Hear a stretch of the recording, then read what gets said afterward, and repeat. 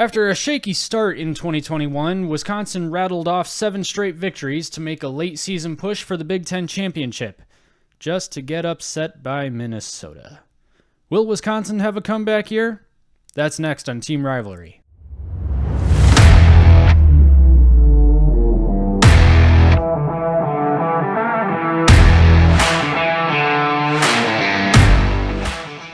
The story of Wisconsin football over the past decade has been one of disappointment and frustration. It seems every year the Badgers start a given season as the favorite to win the West Division, only for it to end in one of 3 ways. A heartbreaking season-ending loss to Minnesota, an inexplicable mid-season loss to Illinois or Northwestern, or apparently also Indiana, and the inescapable fact that Ohio State runs this conference. With notable exceptions. And once again, we find ourselves a mere 2-ish months away from the 2022 college football season, and once again, Wisconsin finds itself as the favorite to win the Big Ten West, with runner-up Nebraska potentially being the Badgers' biggest obstacle. Try saying that 5 times fast. Badgers' biggest obstacle. Badger biggest... Yeah, see? Lots of credit to Scott Frost for an epic offseason in Lincoln. We're not ready to play anybody yet. But of course, we have to take some time to reflect and ask ourselves the big question. Is this the year for Wisconsin? It very well could be. And there are 3 big reasons why. First is quarterback Graham Mertz, who was admittedly pretty hit or miss last season. Mertz threw 6 interceptions in the first 4 games of the season and was sacked 6 times. Not very good. During that stretch, he only had 1 game with a completion percentage above 60%, and that was against Eastern Michigan. It wouldn't be until the last 5 games of the 2021 season that Mertz would complete more than 10 passes in consecutive games. During that same stretch, he would throw only 3 interceptions and get sacked just once. That's what we here at Team Rivalry like to refer to as better.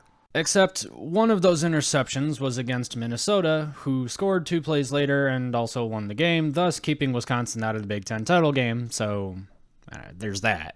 When Mertz is on his game, though, the guy is dangerous, and so is Wisconsin's offense. It certainly helps as well that the Badgers have potentially found their next star running back, which brings me to reason number 2. Braylon Allen. It took a few games for Allen to find his running feet, but his performance against Illinois, in which he ran for 131 yards and a touchdown, would be the start of something special for him. He would run for over 100 yards in every game for the rest of the season, except Minnesota. But again, when this guy is on his game, Wisconsin's offense is dangerous. But that said, there are in fact many occasions where the offense is not doing so hot, which brings me to reason number 3. The Badgers had one of the best defenses in the country last year, even despite giving up 79 combined points against Michigan and Notre Dame in back-to-back weeks. The Badgers allowed only 241 yards per game, which ranked first in the nation in 2021. They also held teams to an average of 16.4 points per game. That's 6th best in the nation and 2nd best in the Big Ten. Now here's the rub.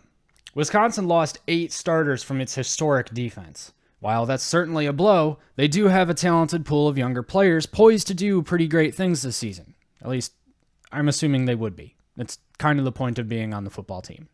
For instance, senior nose tackle Keanu Benton. He had 3 sacks, 2 fumble recoveries, and an interception last season, and he opted to return for his senior season, which bolsters an already pretty deep defensive line for Wisconsin. Also of notable mention is linebacker Nick Herbig. He led the team in sacks last season with 9 and a fumble recovery. However, the loss of linebackers Leo, and Jack Sanborn, an All-American and All-Big Ten pick respectively, is certainly going to end up being a problem. Wisconsin does have plenty of young up-and-coming talents, including Jordan Turner, who only had 6 tackles last season, but he did have 2 interceptions, so there's definitely some promise there.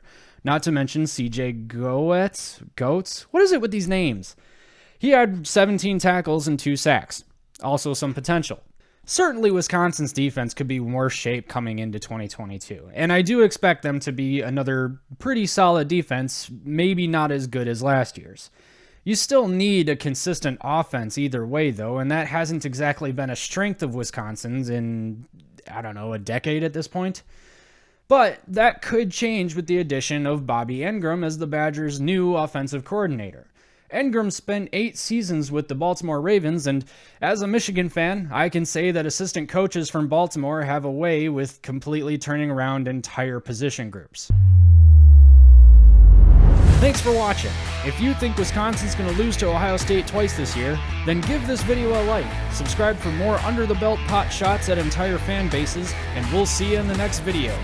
Also, share this with someone too, please. I beg of you. Alright, I'll record that again if you don't want to include that stupid little joke that I made. So, here we go. Narration 2 without the stupid joke.